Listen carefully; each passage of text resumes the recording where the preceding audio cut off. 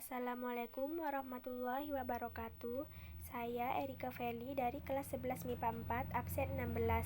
Di sini saya akan menjelaskan apa itu hati. Hati merupakan organ yang berwarna kemerahan yang terletak di rongga perut atas bagian kanan. Hati dilindungi oleh tulang rusuk.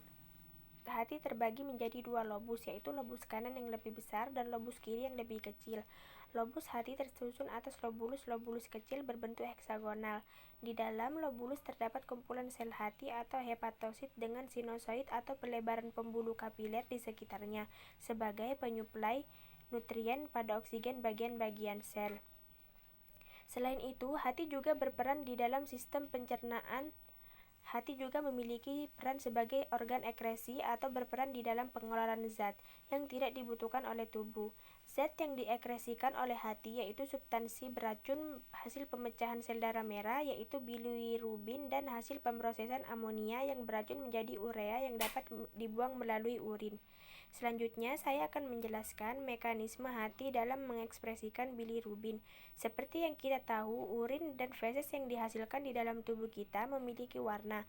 Karakteristik warna pada urin dan feses disebabkan oleh suatu substansi bernama urobilin dan sterkobilin.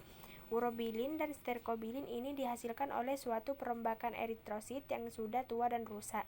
Sel darah merah atau eritrosit memiliki umur yaitu 120 hari.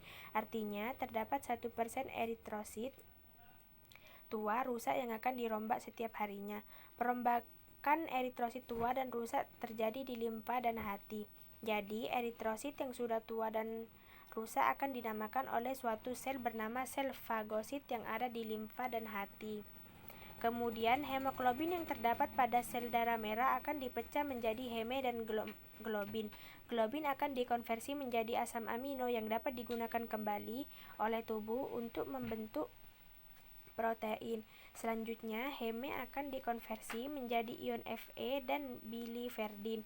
Untuk ion Fe akan ditransfer ke hati melalui hati, kemudian akan dikembalikan ke sumsum tulang. Di sumsum tulang, ion Fe ini akan digunakan kembali untuk pembentukan sel darah merah yang baru. Lalu, biliverdin akan dikonversi menjadi bilirubin dan bilirubin ini selanjutnya akan dilepaskan ke plasma. Selanjutnya, saya akan menjelaskan mekanisme urea. Mekanisme urea yang berada di dalam urin kita berasal dari suatu proses yang bernama siklus urea atau disebut juga sebagai siklus ornitin karena terdapat suatu senyawa bernama ornitin yang terbentuk di dalamnya. Jika ada kelebihan asam amino tersebut akan mengalami deaminasi atau penghilangan gugus aminanya. Setelah mengalami deaminasi, asam amino menjadi asam keto dan NH3 atau amonia. Asam keto ini akan digunakan kembali dalam tubuh kita, yaitu untuk membuat glukosa melalui suatu proses yaitu gluconeogenesis atau proses pembentukan glukosa dari bahan-bahan non-karbohidrat. Kemudian ada amonia. Amonia ini sangat beracun sehingga harus dikeluarkan dari tubuh kita. Untuk mengeluarkan amonia dengan aman dan di dalam tubuh, kita harus dalam konsentrasi yang paling rendah, artinya harus banyak air di dalamnya, sehingga harus mengonversi amonia terlebih dahulu menjadi urea. Konversi amonia menjadi urea ini dikenal siklus urea. Siklus urea ini terjadi di hati, tepatnya di mitokondria dan sitosol. Jadi, amonia nantinya akan bergabung dengan karbon dioksida. Kemudian, bersama ATP akan dikonversi oleh suatu enzim tertentu menjadi karbomai fosfat. Kemudian, gugus karbomai ini akan ditransfer ke suatu asam amino bernama ornitin. Ornitin plus gugus karbomoi akan membentuk suatu senyawa citrulin. Apa itu citrulin? Citrulin adalah salah satu jenis asam amino. Kemudian citrulin akan dihasilkan, ini akan ditransfer ke sitosol. Kemudian bersama dengan ATP dan asam aspartat akan membentuk arginosukcinat.